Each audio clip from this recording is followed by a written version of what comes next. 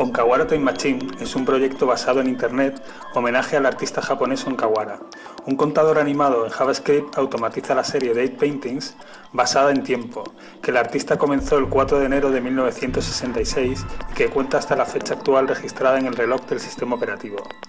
El código CSS toma la apariencia de las pinturas, usando tipografía Futura Bold blanca sobre un fondo negro. El proyecto fue completado a la muerte de Onkawara. En este momento se incluyó una variable en el código para que contase desde el inicio de la serie hasta la fecha de su muerte.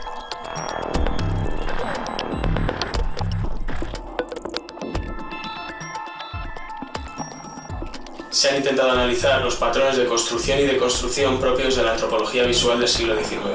La sustitución del rostro fotográfico por su versión en 3D busca preguntarse acerca de la construcción de la imagen fotográfica y de la imagen que tenemos del otro.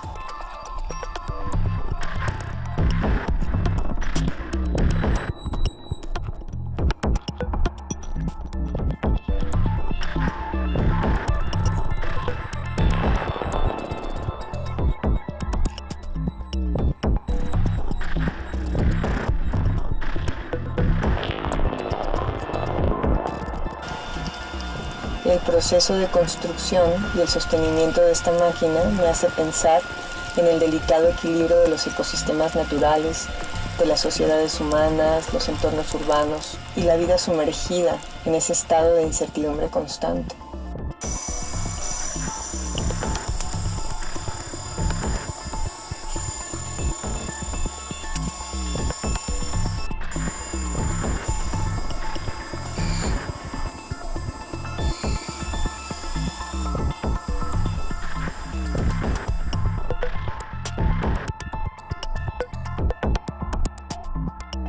It is an interactive light sculpture composed by a big transparent eye suspended from the ceiling. The big eye looks to the user with an infrared camera and projects user's eyes inside the sculpture. The sculpture recognizes and captures the eye of the user and generates an interactive animation with it. The action of blink multiplies faster the eyes in a fragmented, hexagonal and dislocated way. The core of the piece is to expand the view of humans, transforming it into a multiple and hexagonal expansion as the ultra-complex insect compound eyes structure. The project is inviting people to look inside and to play with their eyes' movements in a magical contest where perception links with sensitive self-reflection and observation, where people are observed by their own eyes and play with it through a transparent big eye interface that multiplies visitors' points of view.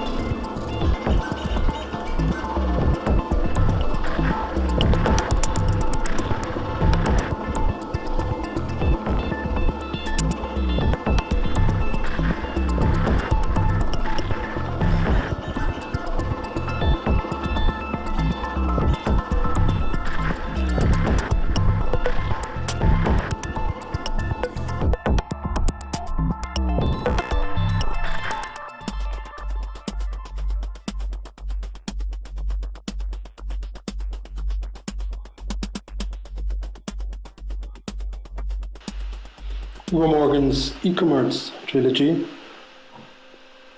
is based on the three e-commerce giants from the 1990s, Google, Amazon, and eBay. They all survived the dot-com crash and have a thriving business case in the 0 years where the e-commerce trilogy was taking place. The first target was Google, where we bought Google shares by the revenue we made with Google advertisements, so it was basically auto-cannibalism. And the second project was Amazon Noir, the big book crime, where we stole 3,000 books through a exploit we wrote for the look inside the book function of Amazon, and then we repackaged the books with the cover and our brand and distributed them through peer-to-peer networks. In the end, Amazon bought the software that we used to steal the books from them. And the third one is a rather funny piece where you can create music, techno sound, out of eBay user accounts, basically. So we collect the data and we turn it we use a black box and we turn it into a track.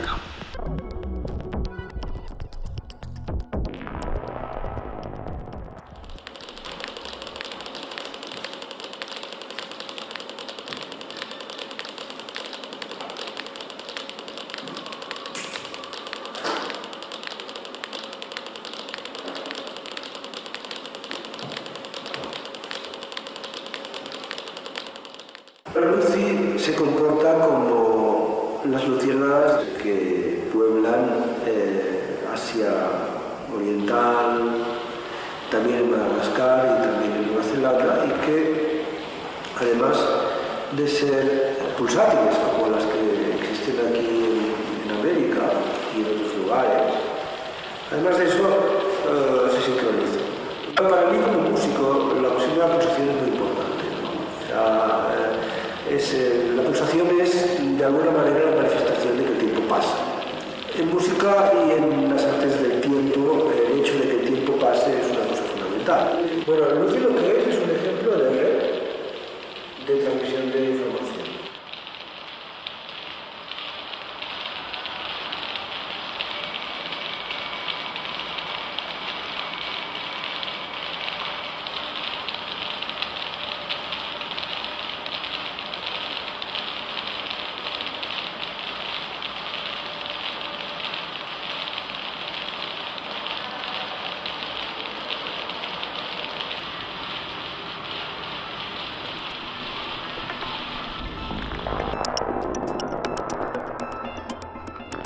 Fascinum is an internet installation I did in 2001.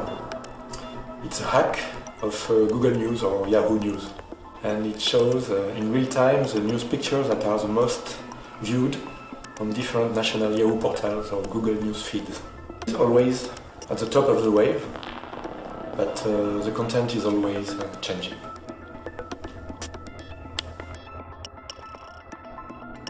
Loop is an interactive performance platform that utilizes a brain-computer interface system which allows a subject to operate devices merely by imagining specific motor commands. Motor imagery such as move left hand, move right hand, or move feet become non-muscular communication and control signals that convey messages and commands to the external world. In the first part of Brain Loop, the performer is able without physically moving to investigate urban areas and rural landscapes as he globetrots around virtual Google Earth.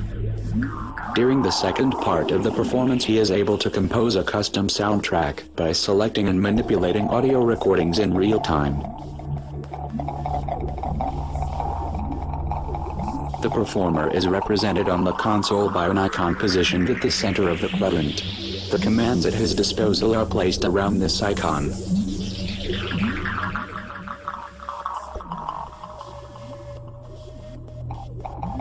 By activating the scroll command at level 1 of the first phase, a strip with the 5 continents appears. The performer selects the continent he intends to visit. Consequently, Google Earth's virtual camera moves to that continent, and on the performer's console appears the Level 2 panel with the scroll bar containing portions of the selected continent. For example, Northern, Central, Southern, Western and Eastern Africa. At level 3 the actual country is selected. Besides the 3 main commands, scroll, select, and back, there are 2 more, show borders hide borders, and show cities hide cities, which are activated by combining the motor imagery of the feet with that of the left or right hand. The scroll bar at level 4 contains commands for the virtual camera, namely scan, move, pan, tilt and zoom. The thought of movement of the right or left hand defines whether the camera will move to the right or to the left respectively. In the case scan or pan has been selected, forward or backwards, if move has been selected, and up or down, if the command activating the camera tilt has been selected. Es una obra en la cual yo implanté en directo en la televisión y en directo en internet un microchip digital en mi propio cuerpo. Para esta obra, realizada en 97, yo creé el término bioarte, la memoria vivida y que entonces externalizamos. La memoria digital, que en principio es externa, que se encuentra ahora en el cuerpo, señala un cambio de cultura, un cambio en el cual la piel ya no es más una frontera que nos separa del entorno digital.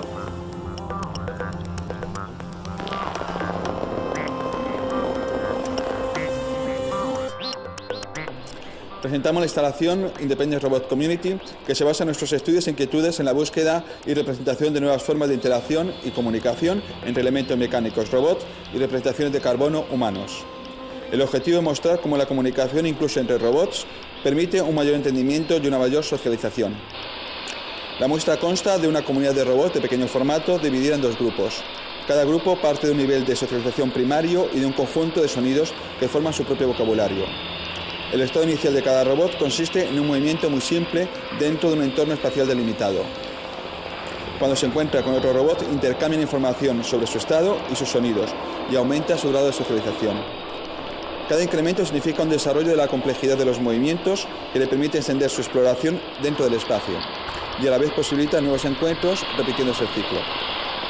La instalación consiste en un conjunto de 20 robots diferentes, cámaras que registran sus movimientos en el espacio y comunican a un sistema de red social los encuentros que se van generando dentro de un espacio de control. Estos encuentros se muestran en un proyector como una gráfica de líneas entrecruzadas.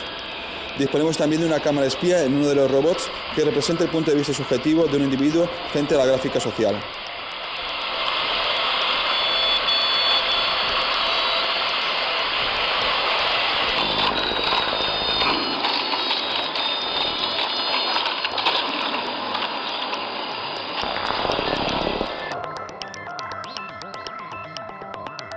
Está formada por 2 circuitos electrónicos analógicos que a la vez son sensibles al viento que el espectador provoca al pasar y a la luz ambiental.